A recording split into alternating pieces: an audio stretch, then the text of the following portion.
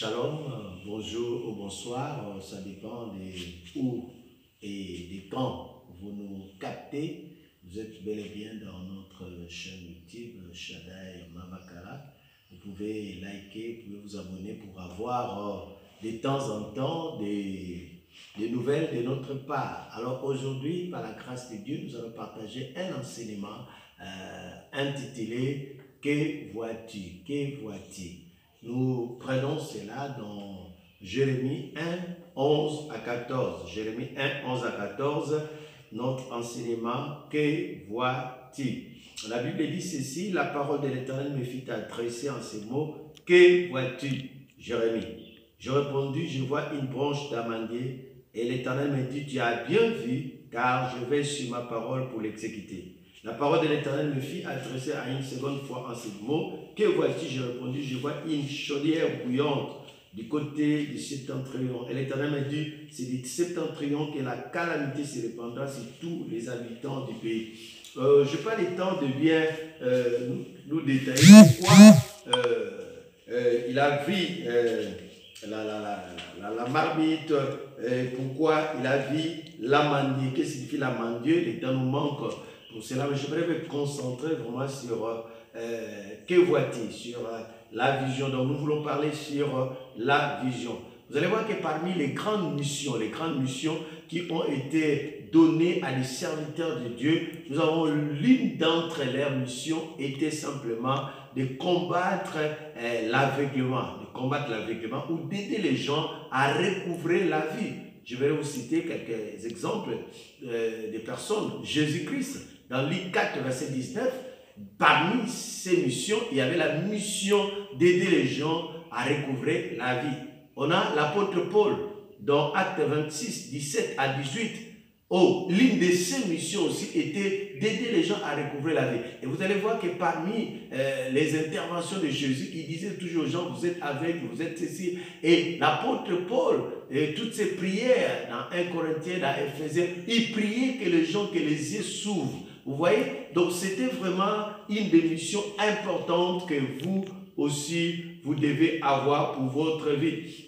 C'est pour dire juste simplement que Dieu est opposé à la cécité. Peu importe sa forme, qu'elle soit physique ou qu'elle soit spirituelle, Dieu est opposé à la cécité. Et Dieu veut que nous voyons, mais nous devons bien voir. Donc, c'est pour cela, lorsque Dieu a créé les cieux et la terre, la première des choses, ce n'était pas de créer un manguier, ce n'était pas de créer de l'argent, mais c'était d'abord de commencer par la lumière. Parce que là où l'on ne voit pas, c'est vraiment la catastrophe, c'est le chaos, c'est les dangers. Bien aimé dans le Seigneur, lorsqu'on regarde dans la Bible, il y a des choses qui font périr. Osée 4, 6, la Bible dit, mon peuple périt faute de connaissance. Faute de connaissance. Donc, si quelqu'un ne connaît pas, si quelqu'un ne voit pas, et la Bible dit, faute de vision, le peuple périt. Donc, lorsque quelqu'un n'a pas la connaissance, quelqu'un ne voit pas, quelqu'un n'a pas la connaissance plutôt, quelqu'un est ignorant, cette personne est assimilée à un aveugle. Et il est assimilé à quelqu'un qui est dans les ténèbres. Donc, lorsque quelqu'un est dans les ténèbres, quelqu'un est dans l'aveuglement, qu'est-ce qui arrive? La personne tâtonne. La personne vit du hasard. La personne vit dans la confusion, la personne vit dans la dépendance. J'aimerais savoir dans votre vie, est-ce que vous avez des objectifs que vous atteignez? Est-ce que vous savez où vous allez, où vous vivez du tâtonnement, vous vivez du hasard, vous vivez de la confusion et vous êtes dépendant parce que lorsqu'on est aveugle, on dépendra de ceux qui voient. Je vais dire déjà à quelqu'un, cela n'est pas une bonne condition pour toi, ça doit changer. Lorsque quelqu'un ne voit pas, lorsque quelqu'un ne voit rien, il a ce qu'on appelle le manque de pouvoir. Il a le manque de choix, manque de pouvoir de choix plutôt. Il ne peut pas choisir parce qu'il ne voit pas. Bien aimé, ce n'est pas une bonne condition de manquer le pouvoir du choix parce que l'une des grâces que Dieu a donné à tout être humain, c'est la liberté de choix, le libre arbitre. Mais quelqu'un qui est aveugle n'a pas le libre arbitre. Et lorsque quelqu'un ne voit pas, il est dans le non-progrès. Il ne peut pas progresser s'il n'y a pas des éléments qui l'aident. Bien aimé, il est temps pour toi et moi, nous commençons à voir. Mais qu'est-ce que tu vois? Vous devez savoir ceci. La Bible appelle Satan le prince des ténèbres. Prince des ténèbres signifie le premier des ignorants ou celui qui gère, qui maltraite, qui domine les ignorants. Vous devez savoir ceci. Vous avez besoin de bien voir. Vous devez savoir ceci. Toute réussite dans la vie est basée sur une bonne préparation. Et toute bonne préparation est conditionnée par une très bonne vision. Sache ceci. De ta vision dépend ta réussite. Sache ceci, que ta compréhension dépend de ta vision. Sache ceci, que ta vision garantit ta vie, ta vision garantit ton futur. Or, on a toujours pour habitude de dire, la vue, c'est la vie. Donc, lorsque vous voyez, vous avez la vie. Vous devez savoir ceci, que votre vision détermine votre provision et détermine votre possession. Dans Genèse 13, à partir du verset 14 à 15, la Bible dit concernant Abraham, Dieu lui dit de lever les yeux et de voir. Et tout ce qu'il voyait, c'est ce qu'il devait posséder. Et vous devez voir dans le livre de Josué, chapitre 6, verset 2, qu'est-ce que Dieu a dit à Josué? Je livre Jéricho. Oh, bien aimé, Dieu ne peut pas te donner quelque chose. Tu ne peux pas accéder à quelque chose que tu ne vois pas. Oh, bien aimé, que vois-tu? Que vois-tu? Que vois-tu? Que vois-tu de ton mariage? Que vois-tu de ta santé? Que vois-tu de cette nation? Que vois-tu de tes enfants? Que vois-tu de ton futur, de ta vie, de ton ministère? Ce que tu vois, c'est ce que toi, tu vas posséder. Vous devez voir les choses clairement.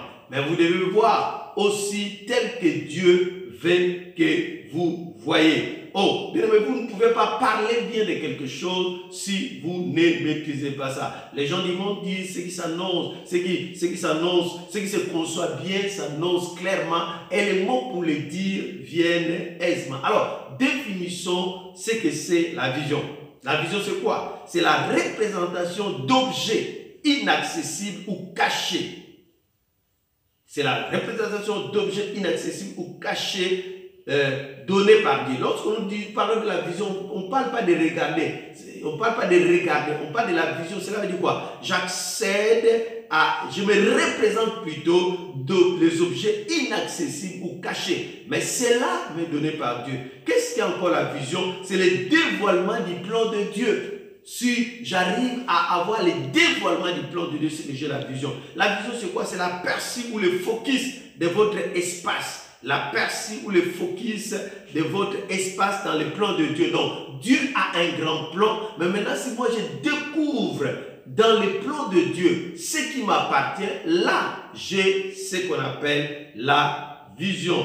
Ok, votre responsabilité à vous est de percevoir. La responsabilité de Dieu est de mettre les choses, mais votre responsabilité à vous est de percevoir. Donc, vous devez percevoir. Il y a une différence entre regarder et la vision. Donc, vous devez percevoir. Percevoir. Il y a une différence, exemple, entre besoin et désir. Il y a une différence entre projet, vision et ambition. Donc, lorsqu'on parle de la vision, c'est ce que Dieu a prévu pour toi. Ce n'est pas juste des ambitions, ce n'est pas juste des envies, mais il y a une vision. Il y a quelque chose que Dieu a prévu et vous devez vous connecter. C'est ce que nous parlons de la vision. Alors, avant de finir cette première partie, nous voulons parler de ce qu'on appelle les pseudo-visions. Les pseudo-visions, ce sont des fausses images que nous créons dans la vie qui sont confondues à la vision